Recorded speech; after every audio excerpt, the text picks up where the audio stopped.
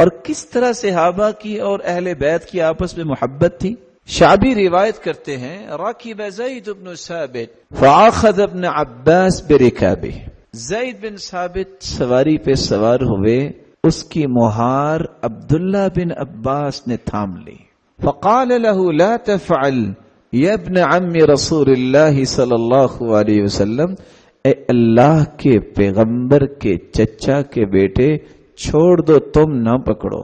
فقال هكذا امرنا ان نفعل بعلمائنا، نہیں میں آپ کی سواری کی مہار ضرور پکڑوں گا کیونکہ آپ ہمارے عالم ہو، اور علماء کے ساتھ عزت اور تکریم کا یہ پہلو ہمیں اللہ کے رسول نے سکھایا. فقال زید ابن ثابت کہتے ہیں ارنی یدک، ذرا ہاتھ مجھے دکھاؤ، جس ہاتھ سے رسی پکڑی تم نے یہ ہاتھ ذرا مجھے دو. فاخرج یدہ، ہاتھ جب انہوں نے دکھایا، فقبلها زید، تو زید نے آگے بڑھ کے عبداللہ بن عباس کے ہاتھ کو بوسہ دیا.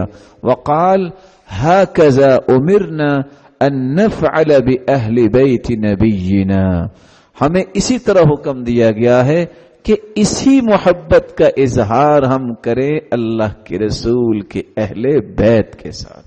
یہ تھی صحابہ کرام کی محبت اہل بیت کے ساتھ. کس طرح سیدنا عمر رضی اللہ تعالی عنہ سیدنا حسن اور حسین رضی اللہ تعالی عنہ سے پیار کر رہے ہیں کہ جب قمیضیں تقسیم کی تو کہا میں ان شہزادوں کے لیے دوبارہ سے اچھی قمیضیں اور منگوا کے دیتا ہوں.